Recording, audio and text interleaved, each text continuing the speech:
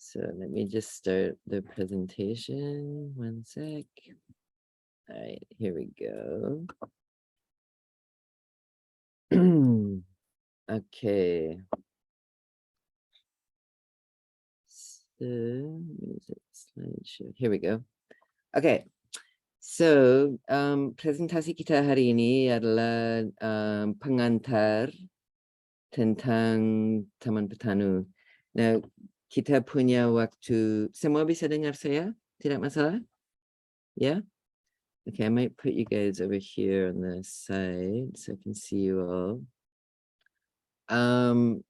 Jadi sebenarnya di Taman Petanu ada banyak sekali hal yang ya mungkin menarik untuk kelas ini.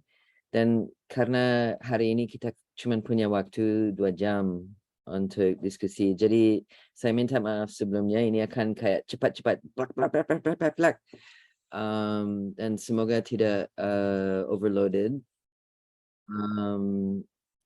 But yeah, kita cobalah untuk and then nanti waktu kalian datang ke Bali, kita bisa bahas jauh lebih panjang tentang hal-hal yang menurut kalian menarik atau lain-lain sebagainya. So pertama sedikit aja tentang latar belakang saya. Saya lahir di Kanada, saya besar di Kanada dan Eropa, tapi saya pindah ke Indonesia waktu umur 20 tahun. Dan ternyata cocok di sini. Jadi ya, saya benar-benar pindah. Dan kenapa saya pindah ke sini? Karena saya lihat development, perkembangan budaya dan lain-lain di luar negeri membingungkan, terus terang. Terlalu banyak consumer society dan hubungan antara masyarakat mulai tidak kuat. Dan waktu saya tiba di Indonesia, saya lihat, wow, ini di sini masih ada pola hidup yang lebih community based, yang lebih berkelanjutan, dan itu bikin saya sangat senang sekali. Cuman setelah beberapa tahun di sini, pelan-pelan saya lihat hal-hal dari luar mulai masuk ke sini, mulai menjadi kebiasaan di sini. Dan aku anggap itu the mess of the West. Dan itu bikin saya khawatir. Dan akhirnya pada saat Krismon dan krisis politik dan lain-lain sebagainya, saya dan beberapa teman mendirikan sebuah yayasan, namanya Yayasan IDAB. Dan yayasan itu sampai sekarang masih aktif, terutama di bidang permaculture yang kalian sudah mulai tangkapi, dan juga penanggulangan bencana berbasis masyarakat. Pada pengalaman kita lumayan banyak. Kita sampai punya staff like 100 sekian orang dan projek di mana-mana di Indonesia. Jadi belajar banyak di lapangan di masyarakat soal apa itu sustainable sebenarnya. Di sana sebenarnya saya belajar. Dan setelah di saat tahun 2010, aku juga sama satu teman juga mendirikan PT Alam Santi untuk membawa lessons learned dari dunia kerja yayasan ke mainstream intinya. So salah satu projek yang dikelola oleh tim Alam Santi adalah pendirian menciptakan Taman Petanu. Dan Taman Petanu adalah eco neighborhood yang pertama di Bali kalau setahu saya. So ya sudah berapa tahun ya? 2011. 11 tahun lalu. Wow. Kita mulai, it's a long time ago. Getting old. Okay. So that's just a little bit about my background. The next thing, I just wanted to touch briefly on some tips about how we can use Zoom together. So kalau teman-teman tidak keberatan, minta tolong untuk nyalakan video agar saya bisa merasa lebih dekat sama kalian. Belum sempat di satu ruang bersama. Dan kalau bisa, namanya udah nama panggilan semua, so that's fine. Nanti kalau ada pertanyaan, saya akan berusaha untuk menjawab dalam sesinya. Akan ada waktu tertentu untuk Q&A. Cuman misalnya pertanyaannya takut dilupakan atau takut nggak ada waktu cukup untuk dibahas, bisa gunakan Google Doc yang ini yang sudah di-share oleh Anis kalau tidak salah. So tinggal tulis saja nama kalian dan pertanyaan di sini dan saya akan monitor itu dan nanti kita semoga bisa bahas semua pertanyaannya. Kalau tidak, ya saat kalian di Bali deh. Dan kalau mau tanya langsung, silakan gunakan yang raise hand ini untuk pertanyaan yang kilat-kilat. Okay? Jelas? Okay, sweet. I love emojis. Use as many emojis as you like. I'm an emoji kind of person. Like that, yep. Okay, so apa yang kita akan bahas hari ini? So intinya kita akan bahas soal konteks, kenapa kita perlu dan kenapa kita buat eco neighborhood seperti Taman Petanu. Dan itu terkait berkelanjutannya kehidupan. Actually, I know that sounds very big and very massive, but ada hubungannya. So we're gonna talk a little bit about that background of what's going on in our world right now. Setelah itu kita masuk ke sejarahnya Taman Petanu. Kok bisa ada tempat seperti ini dan cerita awalnya gimana. Setelah itu kita masuk ke baseline-nya Taman Petanu. Jadi step by step apa fondasi dari pembangunannya. Setelah itu saya akan kasih info sepintas sekali soal ecotech yang bisa ditemui di sini sebagai persiapan nanti yang kita akan lihat di lapangan.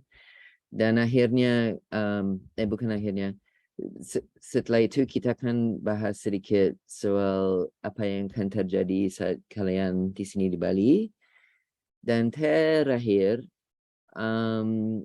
saya sudah siapkan beberapa gambar dan briefing dan dokumen dan lain-lain terkait Taman Petanu yang semoga berguna untuk planning kalian untuk persiapan bukunya. So we'll walk through that together. Okay, so langsung aja ya. Okay, Anis, I keep going. So kenapa kita mau bangun eco neighborhood? Apa alasannya? Well, the main alasan is bumi kita sudah terlalu beban dengan pola hidup yang sekarang. Dan sepertinya tidak akan terlalu gampang untuk cari planet baru. So, mending kita coba bangun pola hidup, pola pembangunan dan pola hidup yang bisa berkelanjutan di planet ini. Bahkan bisa mengobati planet ini. Dan pertama kita akan masuk sedikit ke permasalahan yang ada saat ini. di dunia.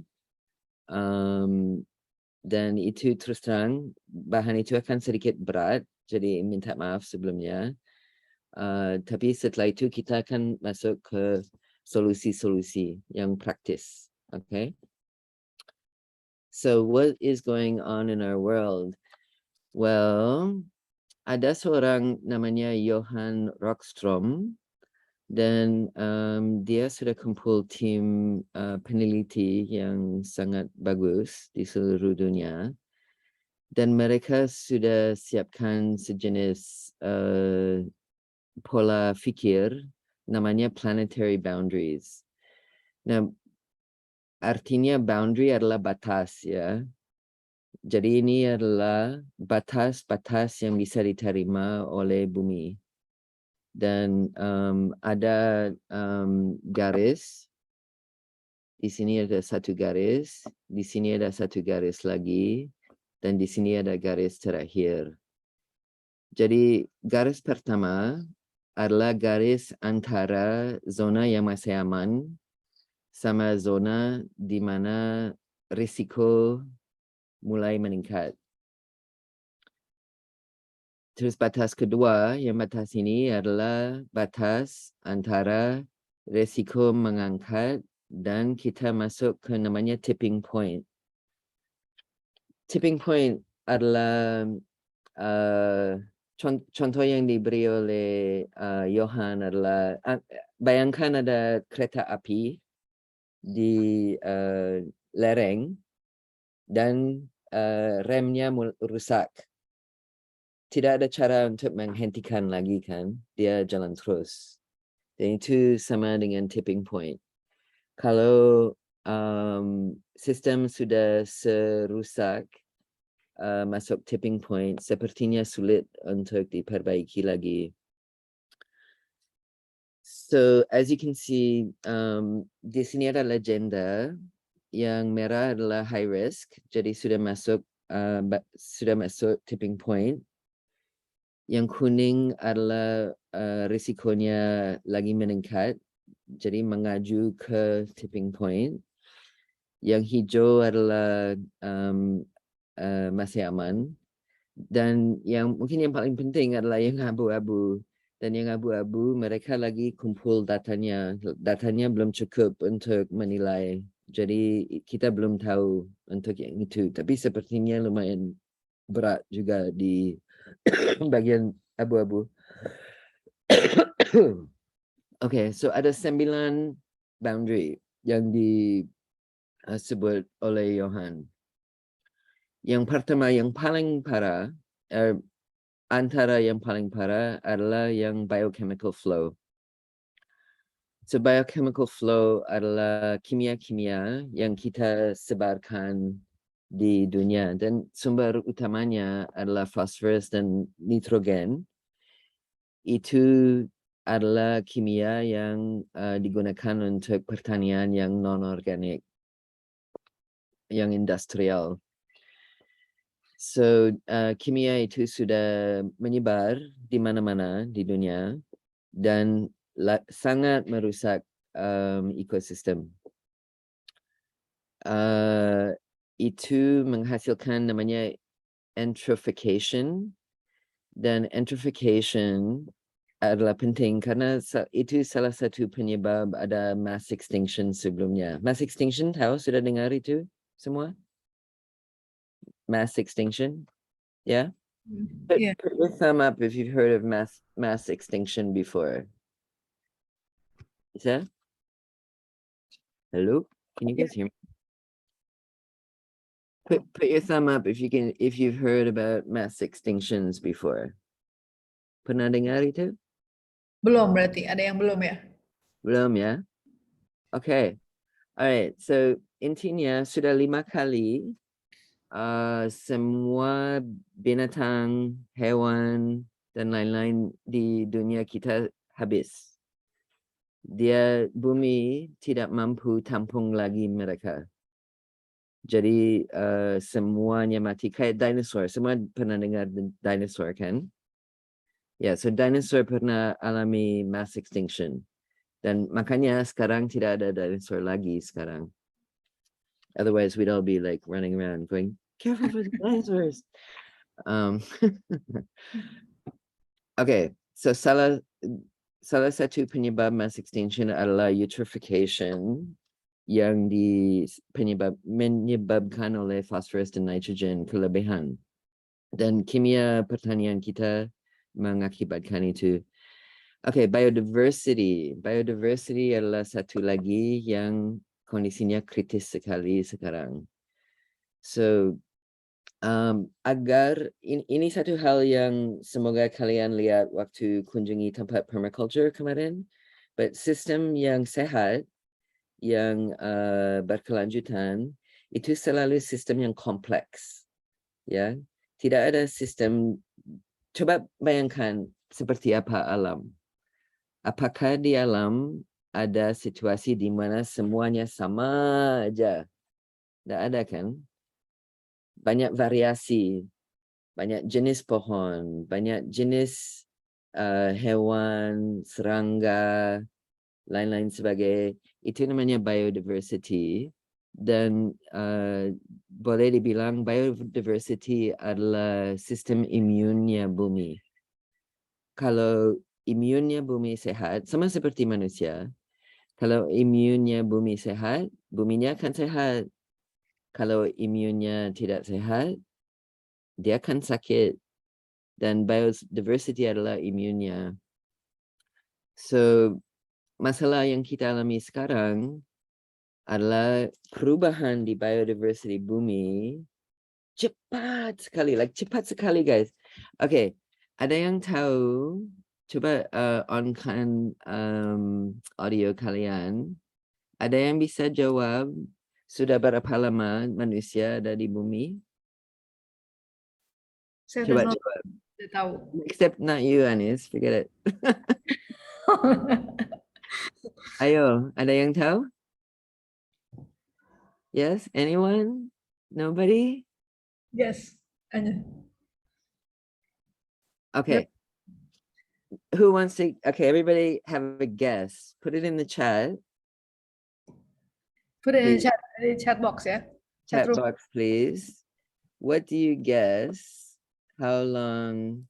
Everyone answer ya. Masing-masing harus jawab, wajib nih. Sudah berapa lama ada manusia di bumi? 10,000.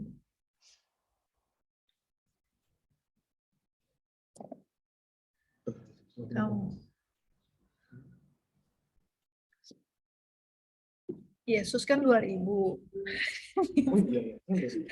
Loh, iya dong. Yesus kan 2000. Terus Dennis 4.000 ya? Okay, guys, I just want to mention ini kelasnya kan sedikit interaktif. Jadi kalau aku minta kalian jawab sesuatu di chat, sudah tahu di mana chatnya di Zoom? Semua tahu? Tahu. Oke. Usahakan untuk gunakan dan saling isi biar nak capean aku. Iya. Okay, interesting. So 100,000, 200,000, 3,000, 2,000. Yep. Okay. Okay, so the real answer is 10,000. Yes. So yeah. Okay, so it's 10,000 years, but it's lumayan lama ya, 10,000 tahun. That's quite a long time. So selama 10,000 tahun kita enjoy kehidupan di bumi ini, dan itu karena sistem-sistem yang ada di grafik ini masih dalam balance, masih sehat ya. Jadi perubahan yang kalian lihat di sini, ini penting sekali. Perubahan ini terjadi dalam 50 tahun saja. 50 tahun saja, guys. Umur saya lebih dari 50 tahun. Jadi semua perubahan yang kita alami ini terjadi waktu saya hidup. That's crazy, right? Kita sudah 10.000 tahun di sini. Perubahan ini sampai immune system bumi bisa benar-benar kacau dalam 50 tahun. It's tiny. Okay? This is really important. Okay, saya lanjut ya. So land system change. So dulu kita punya beberapa biome namanya. Jadi ada hutan lebat, ada ya beberapa biome. Jadi ekosistem besar. Dan pelan-pelan kita menghabiskan. Kita menghabiskan untuk apa kira-kira? Ada ide? Apa kira-kira? Kenapa kira-kira kita merusakkan biome kita? Land system change kita kenapa? Coba dijawab di chatnya lagi.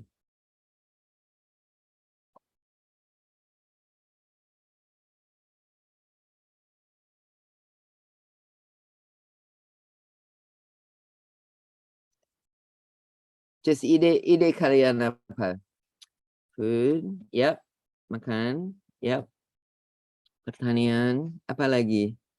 Kenapa kita rubah ekosistem yang masih liar menjadi sesuatu yang tidak liar lagi, kira-kira?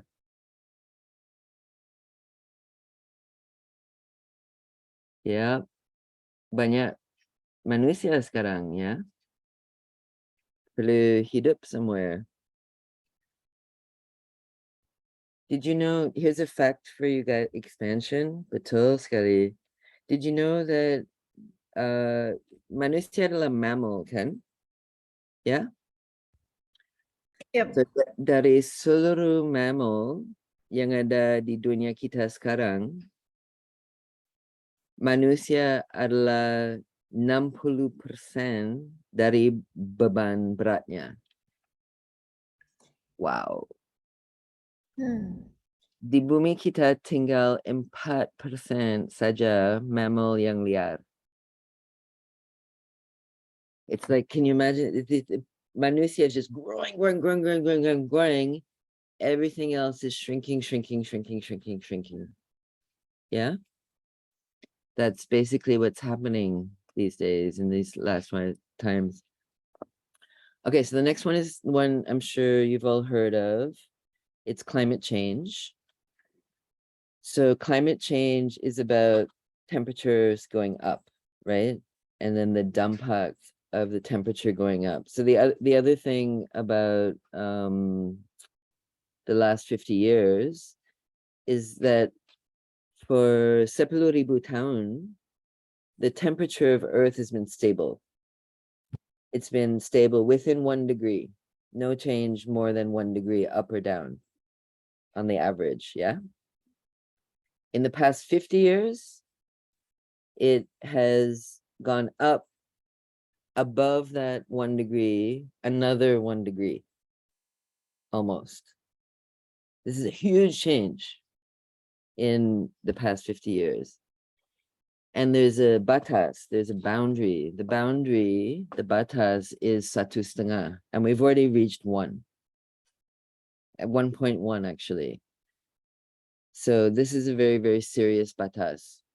And if we go above 1.5, then we reach a tipping point, like that kereta api I was talking about before. So it's really important that we don't do that. And we're going to talk about some of the ways we can not do that in a minute, okay? We have a little bit of time, but it's a very short time, guys, very short. We have 30 tahun to fix this from now. So I know this is horrible, and from all my heart, I want to apologize to you guys, but the beban is on your generation to fix this. It's really, really got to happen now. We don't have any more time.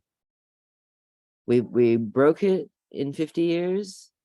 We have 30 years to fix it. Okay? And feel free to write any questions you've got. Okay, ocean acidification. This is another big one. So as the temperature rises and also as all these biochemical flows keep happening, and as the ice caps keep melting, the ocean is becoming more and more acid. In fact, at the moment, it's 26% more acid than it used to be. And this is another reason we had a mass extinction, zaman dulu. So it's another very, very serious aspect. And then the next one is called novel entities. Jadi novel entities adalah hal-hal yang tidak diciptakan oleh alam, tapi diciptakan oleh manusia. Kayak plastik contohnya, atau nuclear waste, heavy metal, kayak gitu-gitu. Jadi untuk itu mereka belum punya data cukup untuk mengisi grafiknya, tapi dampaknya pasti besar sekali itu. Dan terakhir adalah penggunaan air freshwater. So this is something I know in Bali is a very serious issue. Kita punya krisis air di Bali yang lumayan berat. Seingat saya Jakarta pernah alami juga, di mana air segar susah sekali diakses, kan? So, okay, so those are the boundaries. And then we're just gonna have a quick look at prediksi PBB tentang perubahan iklim. Okay. So ini prediksi yang paling kini, yang 2022 dari tim SDG. Mungkin semua sudah tahu itu Sustainable Development Goals. So secara rata laut akan naik di antara 30 sampai 60 senti. So mungkin itu tidak dianggap banyak, but masalahnya banyak kota yang dibangun di seluruh dunia di perbatasan air. Karena zaman dulu waktu kota-kota itu dibuat, transportasi lewat laut kan. Jadi kota yang penting pasti dibuat di samping laut yang gampang diakses oleh kapal laut. Jadi sekarang saat ini dengan laut naik, kota-kota itu akan rawan sekali. Habis itu kekeringan. Kekeringan akan mengakibatkan 700 juta orang akan pindah karena tempat mereka tidak bisa dihidupkan lagi. So itu pasti akibatkan. Coba ingat waktu perang di Syria, di Ukraine, lain-lain sebagainya. Itu cuman sekian ribu orang kan, sedikit. Mereka mau pindah ke tempat lain. Oh, banyak masalah. Kekurangan air, kekurangan shelter, kekurangan macam-macam. Banyak yang nolak, tak mau terima mereka. Bagaimana kalau 700 juta orang? Kemana mereka? Dan dampaknya apa? Ini pertimbangan besar untuk orang yang termasuk arsitek dan planning, ya. Habis itu bencana. Jadi bencana yang menengah sampai serius akan meningkat 40%. Jadi yang kita alami sebelumnya, dan Indonesia terus terang kita bilang Indonesia adalah supermarket bencana, right? Ada aja bencana di sini dengan segala jenis. Jadi anggap itu akan meningkat frekuensinya, berapa sering terjadi, dan bebannya, severity. Habis itu coral reef. We'll talk about that another time. That's a complicated topic, but coral reef adalah sumber kehidupan, actually. So this is a very serious statistic also. Dan akan makin panas. Dan tapi kenyataan di dunia kita sekarang, dan ini yang bikin saya kadang-kadang bingung terus terang, kok bisa tahun ini emisi karbon kita meningkat, tidak menurun, meningkat. Berarti apa yang itu menyampaikan ke kita? Sepertinya pemimpin kita tidak peduli. Sepertinya solusinya tidak akan datang dari pemimpin, dari the people that are supposed to help run our world are not doing a good job right now. That's the bottom line. And that's a big problem. Hal-hal seperti ini sudah diumumkan oleh orang ilmiah 30 tahun lalu, 40 tahun lalu. Belum ada tangkapan. So that means this challenge, this big issue, it's really up to us at this point. Masing-masing harus berperan sekarang. Itu yang paling penting. Dan manusia banyak di bumi. Itu di satu sisi adalah beban. Di sisi lain adalah resource. Kalau kita bisa kerjasama untuk menciptakan dan melaksanakan solusi. Dan solusi ada. Kita akan diskusi itu sekarang. Okay. So, let's make it a little bit personal for a minute. Sepertinya Jakarta, bukan sepertinya. Jakarta adalah kota yang paling rawan di dunia. Hello? The most at-risk city in the whole world for this stuff is actually your home. That's a big beban for you guys. And it's something to really think about. So the prediksi is that Jakarta, sepertiga dari Jakarta akan dibawa air di tahun 2050. Okay? So I was trying to put myself in your shoes, trying to understand from your perspective. So that means, misalnya kalian punya anak di umur 30, dan anak kalian punya anak pada saat mereka umur 30, itu tahun 2057, right? Basic math. That means when you have cucu, your cucu will miss sepertiga of Jakarta. It'll be gone. Dengan segala dampak yang lain yang kita sudah bahas tadi.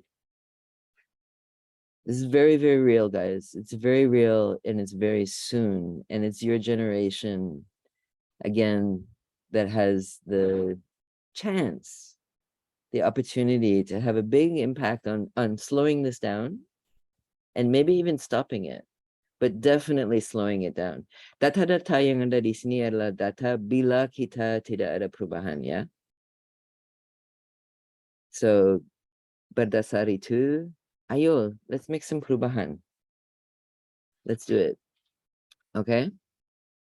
Dan perubahan adalah bagaimana caranya kita mulai membangun dunia kita dengan cara yang tidak lawan alam.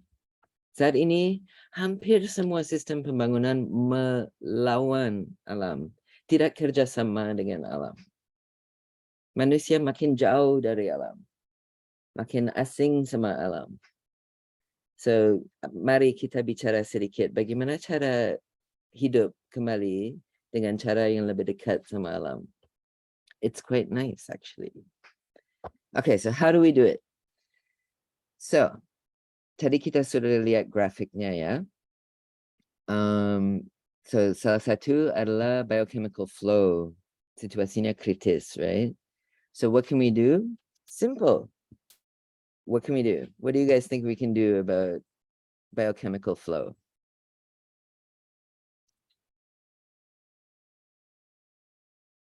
Wait, I'm looking for my chat, sorry. So, yeah, we need to start eating organic food. We need to start growing organic food and eating organic food because makanan itu tidak pakai kimia biochemical, ya. Kalau biodiversity itu juga yang kritis, kita ada banyak solusi. So pertama adalah saat kita buat perencanaan untuk proyek atau hal lain, kita perlu lebih banyak tempat untuk areal hijau yang di dalamnya, dan kita perlu tanam miliaran pohon. So I was talking to my team about this yesterday. I was like, wait a minute. So there's like 8 billion people on the earth now, right? What if everybody planted one tree? Just one. Or if half the people planted 2 trees? Wow. That would sequester almost pretty much all the carbon that is causing climate change. This is like huge. If we work together, yeah, if everybody understands these problems and starts acting around them. And then the other thing is to change the diet, because it's a long topic, but red meat and starchy food pengaruh banget untuk the biodiversity. Soal emisi karbon adalah penyebab perubahan iklim, kan? So kalau setiap tahun masing-masing mengurangi pengeluaran karbon setengah dari sekarang, kita bisa perbaiki perubahan iklim. That's cool. That's something we can do. Dalam arsitektur dan pembangunan, ini sangat termasuk dengan material apa yang kita gunakan, pakai sistem namanya passive, kita akan bahas itu banyak, untuk cooling dan lighting, jadi tanpa listrik, tapi hasilnya baik. Dan renewable energy, jelas. Freshwater kita harus lindungi, jadi ada beberapa hal kita akan bahas soal itu. Zero waste, sangat penting juga. Dan pembangunan saat ini, saranku selalu harus fikirkan banjir. Karena dengan sea level rise itu, kita harus lindungi gedung dan yang tinggal di gedungnya dari itu. So, I don't think we have time for this because I'm talking too much. So, do we have time or not, Anis, for another little? Yes, we do. Why not? I'll rush later. Okay. So, everybody open your chat. I want you to put 2 things, just 2. It says lima di sini, but just do 2 things that you personally, yourself, think that you could do, either secara pribadi, secara menjadi rakyat, or sebagai profesi, di dalam profesi kalian di architecture, untuk bantu masalah yang kita bahas tadi. Tolong disebut di chatnya. Semua wajib jawab, okay?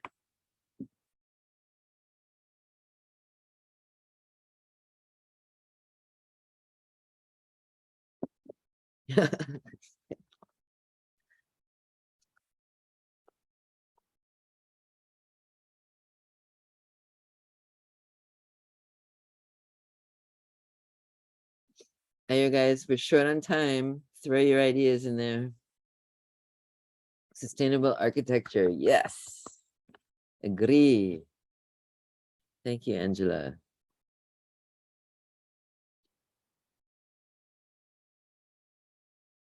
What else? What else can we do to help?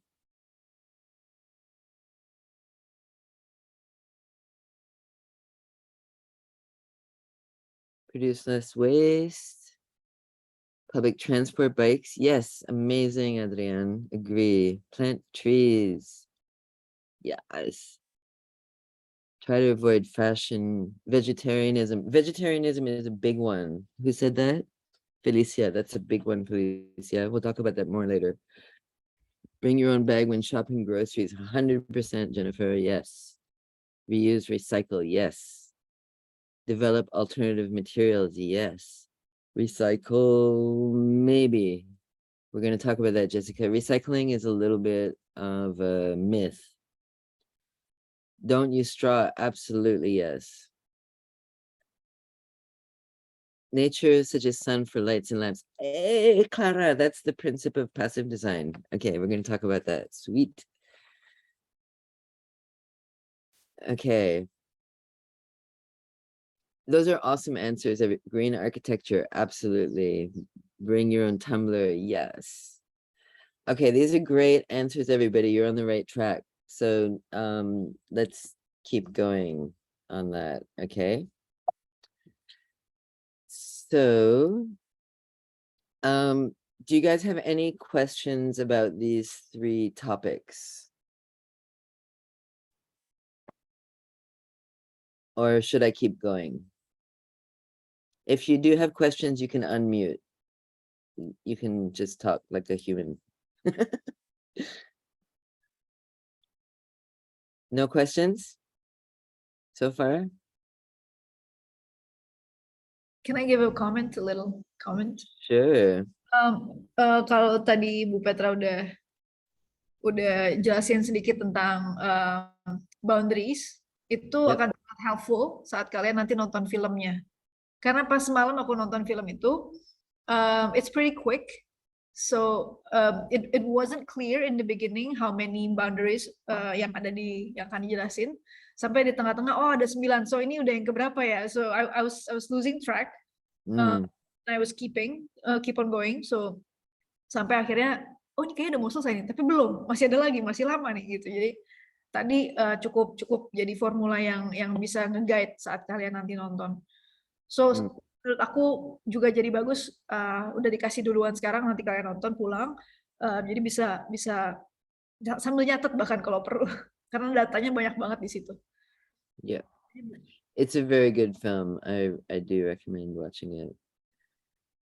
It's not a very well-made film, sorry, but it's got a lot of good information in it. Okay, we're gonna keep going. Because pertanyaan dari Tanya. Oh, Tanya, starchy food.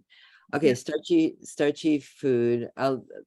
Tanya, nanti aku bisa share info tentang jenis industri agriculture yang paling berdampak, yang menghasilkan starch sangat berdampak. So banyak yang pakai GMO, banyak yang pakai kimia, dan di samping itu tidak sehat anyways. So yang affects biodiversity and affects land use change very highly is a lot of starchy foods. Okay. You don't have to. Okay, I'm gonna keep going ya guys, okay? Sudah mau pecah kepalanya? Apa masih okay? Apanya? Sudah mau pecah kepalanya atau masih okay? Masih okay. Masih okay. Okay, sweet.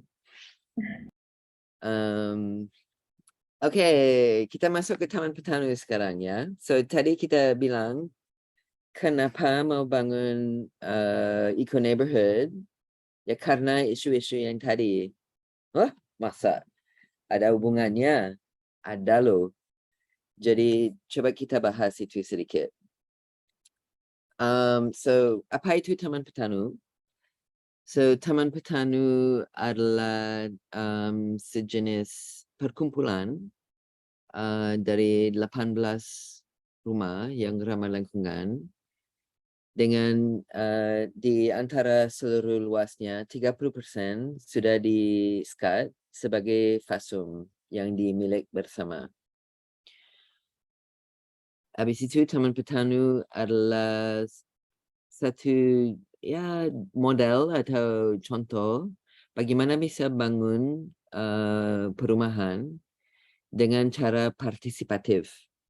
Jadi dari hulu sampai hilir pembuatannya Taman Petanu itu direncanakan dan dilaksanakan secara bersama.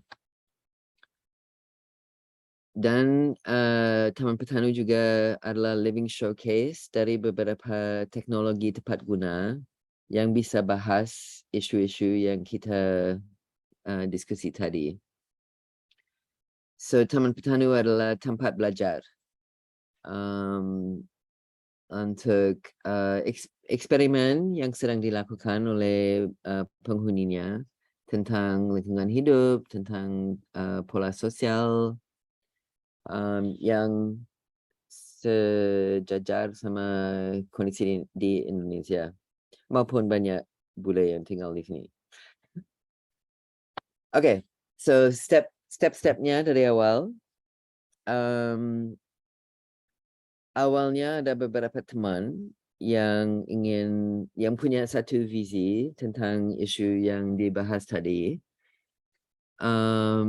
yang rencana bikin rumah bersama. Jadi foto yang di sebelah sini adalah foto grup awalnya di lokasi Taman Petanu sebelum apa-apa. Jadi lokasinya cuma rumput saja waktu itu. Akhirnya kita ketemu lokasi yang baik dan tapi masalahnya tempatnya terlalu besar untuk kita saja. Jadi tanah yang ditemui yang cocok 1,3 hektar. Jadi akhirnya kita buka rencana kita kepada orang lain dan akhirnya banyak yang tertarik. Jadi kita awalnya buat master plan yang di sebelah kanan ini yang cukup sederhana, cuman spatial planning saja dengan 8 zona dan akhirnya dan sebelah timur kita bilang fase 2, sebelah barat the west side kita anggap fase 1. Jadi fase 1 dibangun lebih awal, fase 2 dibangun belakangan. Dan semua sepakat seperti itu. Ada yang mau lebih nanti, ada yang mau lebih awal. Okay, next step. Setelah anggotanya udah jelas dan pasti akan jalan di lokasinya, kita mulai mengangkat pertimbangan dari anggota pertama. Anggota pertama siapa? Anggota pertama adalah bumi di Taman Petanu. Kita anggap dia punya hak dan masukan sama seperti anggota yang lain. So, dan tanggung jawab. So, langkah pertama namanya natural elements mapping. Ini proses yang standar kalau mau bikin permaculture design apapun, di mana kita dan sudah standar di architecture juga kalau tidak salah.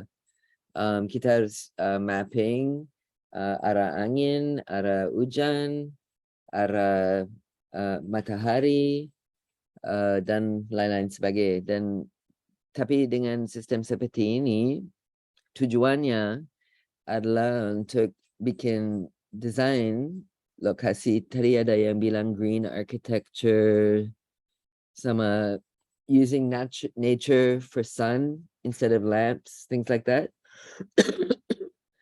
The only way you can do that is if you do this mapping carefully, and then you design your site based on, well, where will the sun be?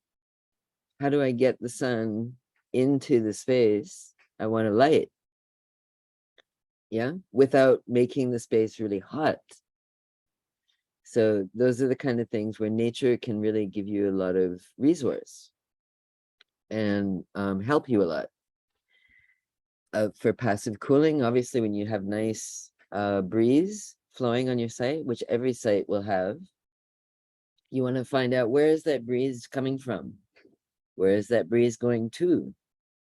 And then you want to make space in your design, in your architecture, to bring the breeze in and let the breeze flow through the space. Because if you block it, it'll stop coming, right?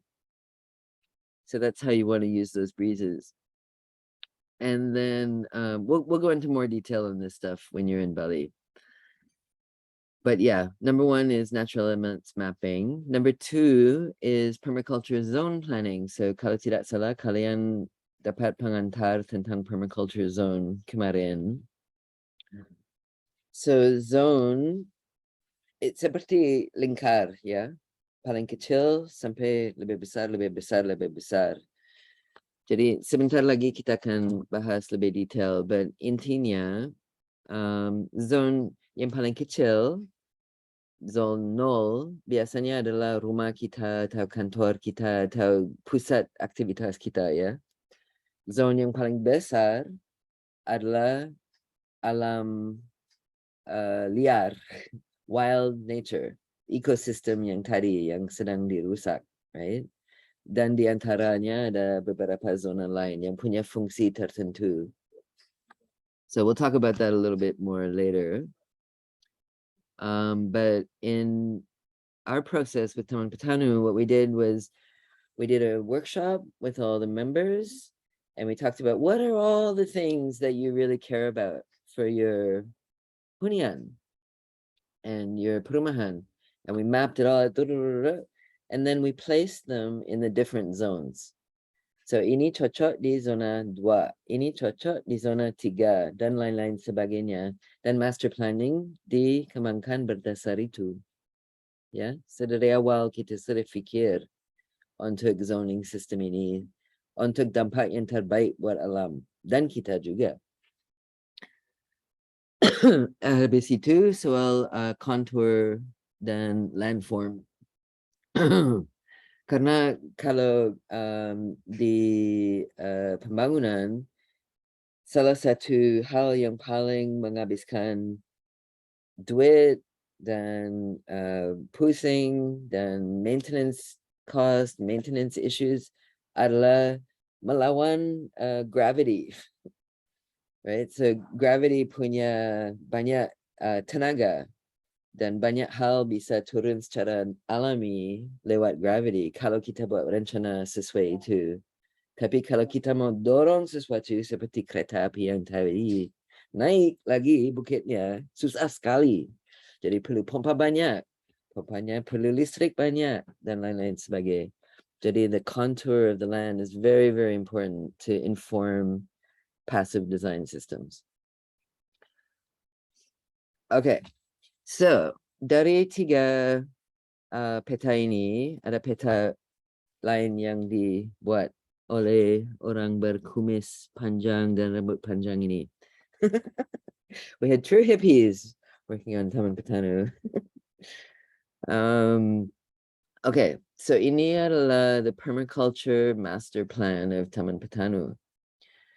So waktu ini kita sudah pasti di mana rumah masing-masing, apa namanya, coupling masing-masing. Ini sudah dikaplingkan tanahnya. Terus akses sudah ditentukan juga mau lewat mana aksesnya. Ini yang orange ya. Tempat masuk ini adalah ini masuknya dari luar lewat sini ya.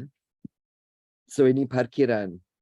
Nah, parkiran kita sudah sepakat kendaraan bermotor kayak sepeda motor, mobil lain-lain harus berhenti di sini. Sisanya harus jalan kaki di Taman Petanu untuk jaga lingkungan dan suasana. Tapi kita juga tahu tempat parkiran akan menghasilkan banyak kecemaran, right? Dari kendaraan dan lain-lain. Jadi kita harus buat planning untuk itu. So here, this is our basic master plan. This area here, the dark green, ini adalah yang paling dekat sungai. Jadi ada sungai di Taman Petanu yang lewat sini. Kita anggap itu riparian zone. So riparian zone adalah areal yang wild. Dan kita akan lindungi, tidak boleh bangun di depan riparian zone seperti itu. Itu khusus buat monyet dan lain-lain sebagainya. Justru kita tanam banyak pohon untuk mereka. Kita support mereka dengan makanan dan biodiversity supaya mereka sehat. Dan kalian Anis lihat monyet waktu di sini ya? Yeah, okay. So we live quite happily with these wild animals now. It's really nice. Feels good. Okay, setback buffer yang hijau ini adalah tadi kita bahas soal penghijauan dan pentingnya untuk penghijauan untuk bangun kembali pelestarian lingkungan dan biodiversity. So di Taman Petanu, tadi kalian lihat fotonya kan, itu cuman bukit berumput. Di waktu kita bangun tempat ini, kita tanam lebih dari 2.000 pohon. Sampai sekarang kayaknya 3.000 pohonnya. Dan itu dampaknya besar sekali. Jauh lebih sejuk, jauh lebih nyaman, pollinator banyak datang, kita dapat buah dan lain-lain sebagainya. Sangat enak dengan banyak pohon di sini. Habis itu soal pengolahan air limbah. So seperti kita bahas tadi, dari parkiran banyak air limbah akan dihasilkan. Dan waktu kontur awalnya, ini contour map awal. So you can see on this contour map here, or this one, di sini ada kayak kali ya. So kali itu adalah kali asli di lokasi.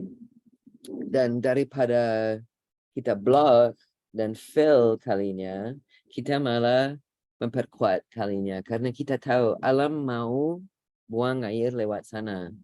Jadi ya yuk, no problem. Kita adakan itu menjadi bagian dari konsepnya. Dan justru kalian kan lihat di sini, Taman Petanu adalah tanah yang paling rendah elevasinya di antara semua tanah yang di sekitar. Jadi ada banyak air di atas tanah, stormwater, yang lewat sini, yang ingin ke sungai. So daripada tanah kita erosi dan banyak masalah, kita kasih jalur, kita perkuat jalur yang sudah dari dulu digunakan oleh alam. Dan sekalian kita bikin sistem untuk air itu sambil lewat dibersihkan dengan cara alami, supaya air yang mungkin kotor dari luar Taman Petanu, banyak kimia dari pertanian dan lain-lain, akan dibersihkan waktu lewat Taman Petanu, dan yang terjun ke sungai kembali adalah air yang lebih bersih. And it works. It's really cool. So we're like a hati for the land in our area. Okay. So yeah, I think that's enough on this one for now. We can talk more when you're here. So dokumen utama untuk Taman Petanu adalah the akta of the perkumpulan. Jadi status legal kita adalah perkumpulan non-profit, dan semua adalah anggota. Habis itu kita punya yang namanya membership charter. Jadi itu seperti awig-awig. Itu bahasa Indonesia apa bahasa Bali? Awig-awig. Bukan Indonesia. Okay, it's supposed to be a Balinese word. It's basically like the aturan adat. So ini aturan adatnya komunitas kita tentang kalau mau jual rumahnya bagaimana, kalau mau masuk orang baru gimana, kalau gimana, like all this kind of like basic agreements. Ya, kalau mau jadi anggota Taman Petanu harus setuju dengan aturan itu. Habis itu ada development guideline. Jadi di sana adalah bagaimana kita masing-masing rumah di sini dikembangkan secara ramah lingkungan. Dan itu harus disepakati juga sebelum bisa jadi anggota Taman Petanu. Okay. Social structure. Sebagaimana struktur anggotanya di sini. Jadi kita anggap semua anggota Taman Petanu, semua yang hidup di sini, tinggal di sini, adalah spiritnya Taman Petanu. Kita bersama menjadi spiritnya. Jadi kalau orang yang di sini berubah, spiritnya akan berubah juga. Kayak keluarga besar lah. Terus ada 3 kelompok utama, yang hati, yang otak, dan yang tangan. Yang hati menguasai isu yang terkait isu sosial, isu manusia, yang otak menguasai hal yang terkait hal-hal yang dibuat oleh manusia, like misalnya bangunan atau ya bangunan lah, MEP, lain-lain sebagainya. Kalau yang tangan, mereka menguasai hal-hal yang dibuat oleh bumi, jadi hal yang alami. Dan kita anggap 3 grup ini harus kerjasama dengan baik kalau Taman Petanu mau sehat. Jadi terakhir ada namanya Coordination Council di sini yang punya perwakilan dari masing-masing. Dan mereka in charge untuk kayak legalitas atau keuangan dan hubungan antara grup-grup yang lain. Dan ada beberapa dokumen yang memberi arahan untuk masing-masing grup ini. Selain itu, waktu awalnya Taman Petanu, kita berusaha untuk pastikan tempat ini tidak seperti pembangunan banyak yang lain yang kita lihat di Bali, di mana antara yang pendatang sama masyarakat asli ada kayak jarak jauh. Kita rasa kalau kita mau tinggal di desa ini, desa Kemenu, kita harus jadi anggota Kemenu dan harus memberi sesuatu yang berguna untuk Kemenu. Dan berdasar itu kita bisa bangun hubungan yang sehat sama desa kita. So prinsipnya itu termasuk hampir semua orang yang kerja di sini adalah orang lokal dari desa ini. Kita juga kerja sama pemimpin desanya untuk program budaya di sini sampai mereka dapat penghargaan besar waktu itu. Kita mengadakan beberapa permaculture course di sini dan masyarakat itu pesertanya digabung antara kita, antara masyarakat juga belajar bersama. Kita berhasil untuk menghentikan tempat pembuangan sampah ilegal yang sebelum kita datang itu jalan 20 tahun, jadi itu pretty awesome. Ada outreach dari tim kita ke sekolah-sekolah SD di sekitar dan kita bantu masyarakat untuk buat sejenis program pengolahan sampah untuk desanya. Okay, so that's it for the sejarah for now. We're gonna lanjut to the ecotech apa saja yang kita pakai di sini, okay? Everybody still with me? Still good? Thumbs up?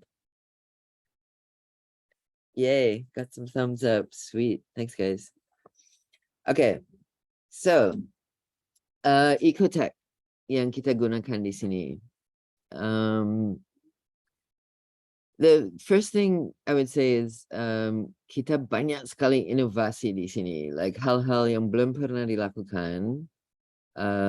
Orang sangat bingung, like ini foto paling lucu saya suka dari waktu bikin Taman Petanu. Ini adalah like arsitek dan engineer dan kontraktor, bos-bos lah. Dan di sini adalah salah satu anggota kita yang umur 20, anggota Alam Santi, sorry, yang 23 tahun tapi super pintar. Dan dia buat banyak penelitian untuk ecotech yang kita akan pakai dan sering ada meeting seperti ini. Kalau bisa lihat wajah mereka kayak, what are you talking about? Gitu. Tapi ya lama-lama berhasil juga sih. Dan banyak hal baru yang dapat diterapkan di sini dan ini karena sudah hampir ya 7-8 tahun lah kita tinggal di sini, kita bisa lihat sistem itu benar-benar bagus atau tidak. karena 8 tahun cukup lama untuk monitoring hasil dari sistemnya. So nanti kalian bisa nilai sendiri waktu di sini. Okay, low carbon footprint itu satu hal yang kita sering fikirkan. Jadi kita usahakan untuk pakai bahan bangunan yang lokal, yang tidak dari jauh, yang carbon footprintnya rendah. Kita juga pakai spesialis dan tukang dan lain-lain dari lokal sebisa mungkin. Dan setiap bahan bangunan yang kita pakai, kita grading dulu sebelum dipakai. Jadi kita buat analisa sendiri. Habis itu soal penggunaan listrik.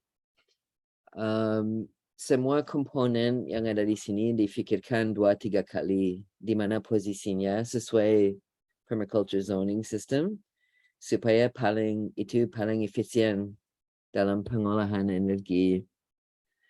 Dan kita juga planning supaya matahari, angin, hujan, lain-lain sebagainya yang tadi, natural elements, paling bisa dioptimalkan di dalam sistem ini. Jadi kita tidak lawan mereka, kita undang mereka sebagai bagian dari keperluan kita.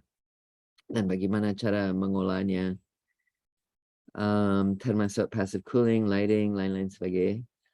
Soal limbah, kita punya sistem untuk solid waste management, liquid waste management, dan pengurangan plastik.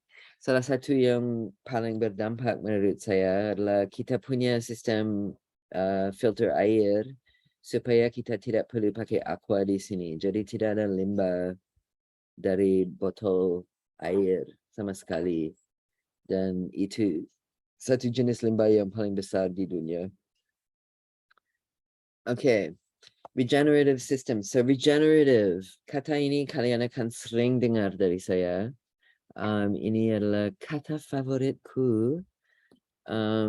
Dulu banyak bicara soal sustainable architecture atau sustainable development. Masalahnya, kita sudah lihat grafik tadi kan. Kalau status kita tetap di-sustain, artinya sustain adalah mentahankan kan. Kalau kita tahankan kondisi yang sekarang, kita juga habis. So sustainable kurang saat ini, tidak cukup. Kita perlu sistem yang regenerative.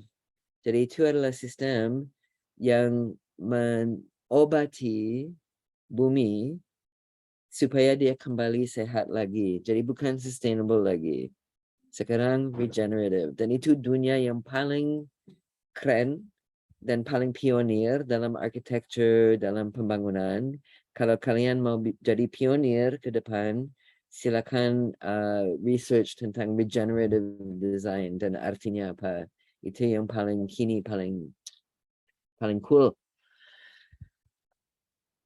Dan mungkin ke depan ini tentang karir kalian. Kalau kalian mau dapat job yang paling bagus, itu akan job yang terkait regenerative design. Because makin lama makin bumi rusak, makin banyak klien dan pemerintah dan lain-lain yang akan teriak-teriak soal regenerative design. Karena mereka tahu ini adalah kewajiban kalau kita mau survive, right? So anyways, apa itu regenerative system dan bagaimana diterapkan di sini di Taman Petanu? Lagi sekali, di setiap langkah, kita selalu pertimbangkan dampak ke alam dari apa yang kita lakukan pada saat pembangunannya dan nantinya pada saat kita hidup di sini. Kedua, landscape adalah bagian paling sangat penting dalam desainnya. Jadi kita selalu pikir untuk bagaimana air bisa lebih bersih, makhluk hidup bisa lebih banyak di sini, bisa sehat di sini, bagaimana kita bisa organik, dan lain-lain sebagainya. Pohon, biodiversity, sudah saya sampaikan tadi, kita sudah tanam banyak pohon di sini. Dan kalian bisa lihat di sini kupu-kupu banyak di mana-mana. Dan suasananya kayak nyaman sekali. Seperti benar-benar hidup di sini. Habis itu untuk food, tadi ada yang bilang kayaknya tanya atau siapa, food adalah cara besar untuk punya dampak terhadap kondisi di bumi. Jadi kita juga bangun lahan pertanian agar kita menghasilkan makan secara organik dan sehat untuk kita sendiri dan untuk orang sekitar juga. Habis itu sistem air. Jadi kita di Bali ada krisis air saat ini dan kita rasa air sangat penting sekali. So antara sistem pengolahan air yang kita terapkan adalah yang satu adalah rainwater harvesting. Jadi sumber utama untuk air kita adalah hujan. Kita tangkap dan so I'm getting tired. Dan tampung, thank you. Kita tampung air itu supaya kita bisa pakai secara setiap hari. Habis itu kita ada beberapa contoh, nanti bisa lihat langsung untuk cara kurangi jumlah air yang digunakan. Salah satu adalah toilet kita. Jadi toilet kita cukup aneh, nanti not aneh. They're not so aneh, right? They're just artistic. Okay, so toilet kita sudah kita bandingkan dengan Toto Eco Flush. So Toto Eco Flush adalah toilet yang paling hemat air di Indonesia. Paling hemat ya. Dan antara Toto Eco Flush dan toilet kita di satu rumah ini, rumah yang besar, ada 12 orang tinggal di sini, kita saving 90.000 liter air setiap tahun. Satu rumah. Imagine guys. Kalau itu diterapkan dalam sekolah, universitas, hotel, desa, lain-lain sebagainya. Wow, that's a big difference, right? So definitely dampak besar dari low flow systems. Okay, wastewater treatment sudah dibahas tadi. Kita berusaha tidak ada air kotor yang keluar dari Taman Petanu, malah airnya lebih bersih saat dia keluar daripada saat dia masuk. Dan terakhir, and you're gonna get to check it out. So semoga suka. Kita punya kolam renang yang 100% alami. Jadi di sana sebenarnya airnya bisa diminum. Dan kita berenang sama ikan. Dan ini bukti rambut kalian bisa keriting kalau kalian berenang di sana. So just letting you know. Yeah, so these are all different things we will look at when we're here. So now I hope you have some questions. I'm waiting for your questions. Any questions? Questions? Just have a moment. I can also go back to a slide or if you want, but I would love to hear some questions now, please. Mungkin sambil back dikit-dikit Bu biar kita kering. Sure. Yeah, it was a lot. Sorry. Yeah. Okay, so apa itu Taman Petanu? Oh, yeah, I can share the link to the presentation in the chat if you want.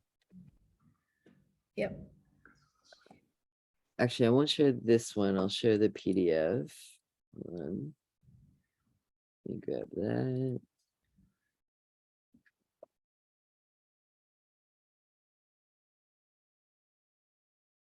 So this is ini curious Bu. So Yep. misalnya ada kasus kalau di Taman Petanu kan, kalau kita lihat di foto ini the original texture of the land kan grass ya dulunya. Terus betul. habis itu dengan 18 kafling, ada sekian banyak rumah yang udah dibangun dengan semua setback dan pohon-pohon gitu. Akhirnya datengin pollinators. Artinya kan itu Betul, regeneratif ya, Bu. Itu kan ya maksudnya betul regeneratif. sekali. Misal ada kasus kita punya hutan. Terus di dalam hutan itu mau dibikin project gitu. Is there any chance to make it even more regenerative, or itu udah mendingan nggak usah bikin, ya udah mendingan hutan aja? Well, it depends. I mean, there's a few things there. So first of all, it depends on the condition of the forest, because there's a lot of degraded forests now. So obviously, you know, you could really, really understand the ecosystem of that forest, define what's been degraded, and make sure you have programs that counterbalance that degradation with regeneration. And obviously, you know, building in the middle of a forest is not a great idea. So, you know, avoid it if possible, because forests are very, very, very delicate ecosystems, and they can't afford to like lose water to human consumption and deal with, you know, wastewater treatment and lain-lain sebagainya. It's a really bad idea to build in a forest. Basically. Yeah. Don't do it. Okay. Yeah, there's already enough land on Earth that's been messed up by humans. Right. As responsible architects, as responsible developers, we should be targeting those properties, those horrible properties. Yeah. Find the worst property you can find to build on, please. Right. Not the best one. The best one, give it back to nature. Nature needs it. The worst one, come in and figure out how you can help make it beautiful again, because you can. And that's your job as an architect, actually, in my opinion. Right. It's a little bit more work, but it's a hell of a lot more satisfaction. Yeah? Yeah. So beautiful. This land here in Taman Petanu, zaman masyarakat sudah bilang, dulu ini hutan, tapi dipotong semua pohonnya, ditebang oleh masyarakat. Terus sekarang kalau masyarakat datang, mereka kayak, wah, ini seperti dulu, enak sekarang. Suasananya kembali seperti zaman dulu. Oh, itu yang asik. Yeah. Okay. Okay, I'm waiting for my questions, people. Yang lain? Hello, let's go.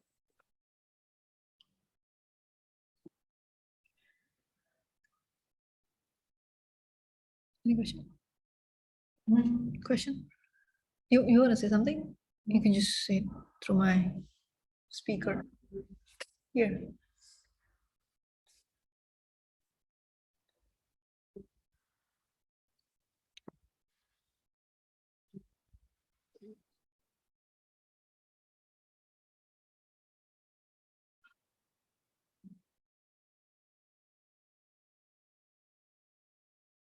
Okay, let me think. Okay, let's do it this way. So we talked about, I'll just run through it really quickly one more time, yeah? We talked about some of the different features here at Taman Petanu. Hold on. You can still see my screen, right? Yeah. Yeah. Okay, so we had low carbon footprint materials, energy use minimization, cool waste management solutions, nature as a anggota of the neighborhood, ecological landscapes, eco-farm, food production,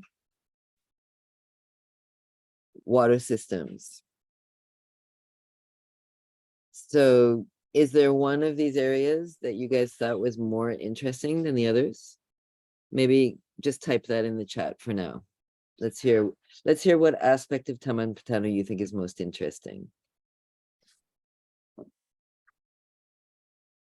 And any questions you might have about it.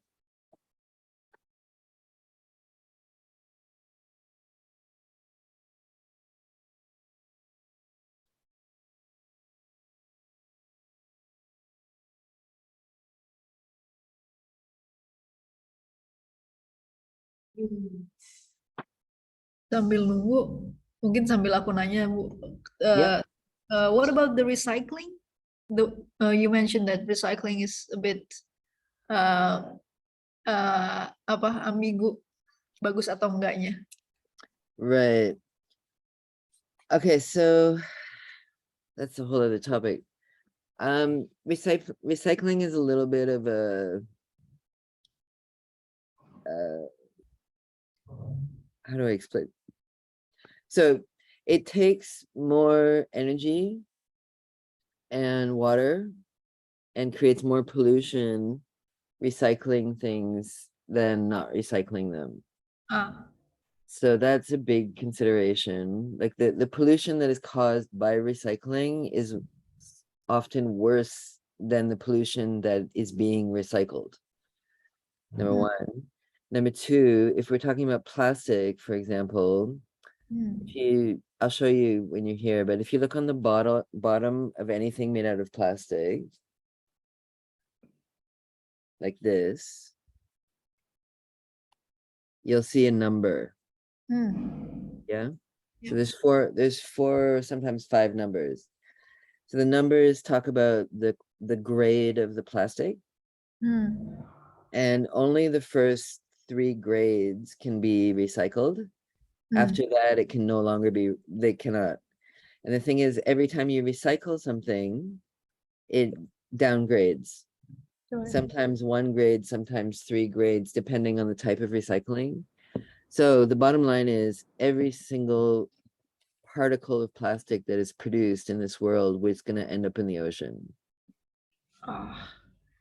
So, and recycling gives people a false sense of security, right? Like, oh, it's okay, I recycled, no problem.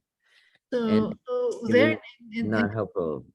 In the waste management in Taman Petanu, is that only for the organic waste or also for the non-organic ones? So here we have a few options. So we don't do any recycling. Well, actually, that's not true. So we do a few things here. So we separate all the organic waste out of the waste stream. So in a landfill, 70% of what's in the landfill is organic. And that's what creates 70%. Yeah. And that's what creates all the methane and the carbon emissions and all that stuff. Meanwhile, that organic stuff is actually food for soil, which is starving, which is why we put so much chemicals on the soil, because the soil is starving. It has no nutrition, just like us. So if we take that organic waste out of the waste stream, turn it into compost, that becomes food for the soil, which is fabulous. And plus we have, a lot less waste. And there's a few techniques for, what do you call it? Reusing that are really good, like making what's called eco bricks. That's something that's very practical. You can do yourself. You can do upcycling, like being creative as designers, as architects, and taking plastic and turning them into furniture, or upcycling it, not recycling it. That's different. Right. So we'll have a look at some crazy ways I like to upcycle, which you guys have seen when you guys are here. Couple questions. Yeah. It's quite hard to hear you. Tanya just said that there is a couple questions. Thank you. Do you mind sharing your story and how you first got excited caring about this? Because honestly, it's hard to change from being ignorant to care. Thank you, Jennifer. That's a lovely question. So I think it was that story that I told you in the very beginning like maybe because I came from the West, and when I was in the West, I already saw the disaster, right? And I was like, oh, we can't live like this. This is no good. And then I came to Indonesia and I was like, we can live like this. This is awesome. I mean, keep in mind, this is like 35 years ago, right? So Indonesia was pretty different back then. Keep in mind, this is 50 years we've made this mess. This is very recent. When I first came to Indonesia, there was no TVs. There was like 4 cars in my village. We used gas lamps at night, and radios, or chickens was the entertainment.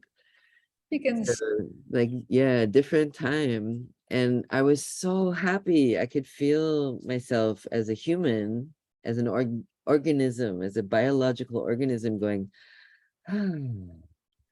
this is how to live. And then I saw the West coming. And today it's pretty much the same here and in the West. Yeah, it's not so different anymore. Globalization, in not everywhere in Indonesia, but in most places, certainly in Jakarta. Jakarta is worse than the West now. To be honest, I'm sorry to say that. So that, I think it's because I saw that contrast, Jennifer. That's what made me go, whoa, not okay. There's an alternative. And I think the challenge maybe for some people is they've never seen anything different. They certainly haven't felt it, right? They might have seen it in a movie or seen it in a book or something like that, but it's different from like living it. So I hope that's going to be one of the outcomes of you guys coming here, is you get to like, poo in a cool toilet, and eat some organic food, and really, really experience some of these lifestyle options and see what you think. And we can have lots of debate about it and lots of chats about it and see where we go with that. Okay. So thank you. That was a great question. Do you feel like you're missing out on some things by living this way? That's an interesting question. I mean, sometimes, honestly, sometimes, I miss maybe a really good museum, or, a theater performance, maybe. When I think about the city and like, what do you get in the city? It would just be some like kind of cultural diversity stuff, probably. Like the cities are great for, everything's happening. But aside from that, to be honest with you, Adrian, if I go to a big city now, I get quite overwhelmed quite quickly. I get headaches. I get a bit sakit perut, all that kind of stuff. But I think it's because, again, I'm used to not being in that condition. I think when you live in that condition all the time, you become adapted, right? Like I come from Canada. People always ask me like, why aren't you sweating and, don't you miss the snow kind of thing? I'm like, no, I can't handle the cold anymore, because I've been here for a while. I adapted, right? So we're adaptive creatures. We adapt to our environment. So not so much is my answer. Thank you for that good question. What do you think you would miss if you lived in Taman Petanu, Adrian? Can you share? Malls. No? Yeah, probably malls. Malls. Okay. Yeah. I mean, let's talk about that when you're here. Maybe we can design a new concept for a mall that's like a regenerative, eco-friendly mall. Possible. Everything is possible with creativity. Okay, any other questions, or should we keep on going? Yeah, I've had to. Oh, I'm thinking of. I have a question. You're echoing, say? Yeah. Okay. Good. Okay. So if students going to Taman Petanu, and it's well thought of compared to the, I mean, we've been to some permaculture-ish, and I mean, my thinking is there's other designs or buildings who's trying to say they're doing green building. And so then how I guess how your point of your comments about the I guess the greenwashing, like how us as me and students could differentiate, oh, that's a greenwashing. Well, I guess you have to understand the principles. So once and you know, there's not that many. Like if you look at the 9 boundaries, yeah. So just get a tattoo of the 9 planetary boundaries. That's my advice. And you know, always reference back to that when you're looking at buildings and developments. Like, is it pulling that out of the red zone back into the yellow zone, back into the green zone? Or is it pushing it from the green zone to the yellow zone to the red zone? And, you know, once you know the principles of what does that, which is, you know, secara pintas sekali in this presentation, which I will share with all of you, just use your noggin and have a look and have a think about, you know, where does this material come from? How much energy is this place using? Is it renewable energy? La, la, la, la. All those, you know, the standard stuff that you would use for evaluating whether a building is maybe no longer a sustainable building, but a regenerative building. Yeah. And that is an important there's lots of cool new information online now about like architecture for climate change, architecture for regenerative sites, all that sort of stuff. So, you know, if you're really interested, you can start doing some looking at that. Yeah. And I'll share a few pretty cool books at the end of this presentation that if you want to deep dive, you can go there. Does that answer the question? Sorry, I went a little bit all over the place. Okay, cool. Okay, from Clara, it's interesting that you use regenerative to maintain the nature. So, do you have any thoughts, plans to develop or even try something new for Taman Petanu itself? That's an interesting question. I think there's definitely some plans for Taman Petanu that we haven't achieved yet, actually. So you know, it's quite a new place. We wanted to be able to model things like self-sustainability. Like how much can we get off grid here in terms of so many aspects like money, transport, energy, water, even like health and well-being, all those sorts of things. Like how strong can this community be in terms of providing all of those human needs without making a beban on either nature or drawing from the infrastructure that most people are using these days, including me to some degree, which we know is hurting the planet. So I don't want to be part of that system anymore. I know that system is hurting the planet and I don't want to hurt the planet. So I have to find a way to function that's outside of that system, basically, is what it boils down to in the short term, until there's a better system in place. So there's still plenty to do here at Taman Petanu. And I think we need more places like Taman Petanu for more people. So my current plan is to look at maybe starting another one somewhere else that's a little bit different style. Does that answer your question, Clara? Yeah. Okay, cool. All right, well, we're getting a little bit short on time, so I think we have to go back to the end of the presentation. We're almost done. I promise we're almost done. Is that okay, Anis? Yes. Okay, cool. All right, so let me go back to where we were at. All right, so let's talk a little bit about what we think is going to happen. You never know.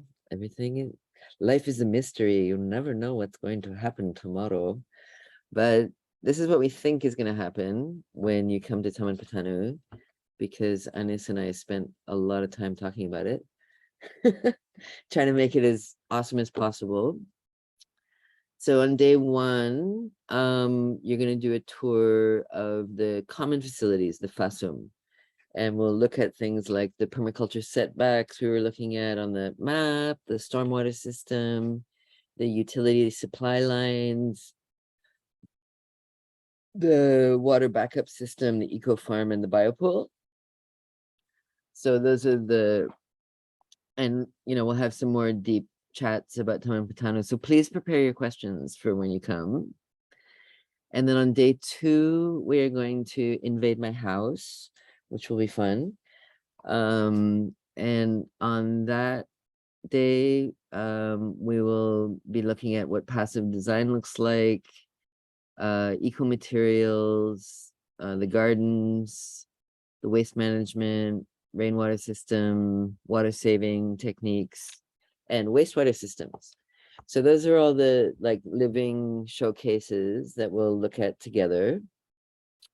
And, we can really, really deep dive on how they actually work. And this is a few things that I recommend that you bring with you when you come. And you will have access to this presentation, so we don't need to go through it in detail. But in a nutshell, you'll be walking around outside quite a lot. So, and a lot of our space is open air. So you want to, protect yourself from the sun. There might be some bugs. They're part of nature too. So bring some natural insect repellent, and bring shoes that you don't mind getting wet and maybe muddy, and maybe a raincoat if it rains. And as far as documentation goes, you're welcome to use your phone or your cameras, but if you are planning to use a drone, you need to get permission from the neighborhood, because some of the members find it a little bit invasive when drones are flying around, because it happens quite a lot here. So please coordinate that with Pak Gede, the site manager. And then last but not least, this last slide links to a folder. So if you click here, you'll get to the folder, which has all of these different documents in it. So you can have some time between now and when we meet to have a look through any of those documents you think are interesting, if they might help with the book planning as a reference, or if you want to discuss them when you come. The first thing is design documents that relate to Taman Petanu secara umum. The next is the management documents for Taman Petanu. And then there's a few design documents about Plot Satu. And there's some footage from Taman Petanu, and there's some films about Taman Petanu's development. And then this PDF itself. And then last but not least, these are a few books that I think are pretty awesome. I don't know if anybody reads books anymore, but if you do, yeah, worth checking out some of these books.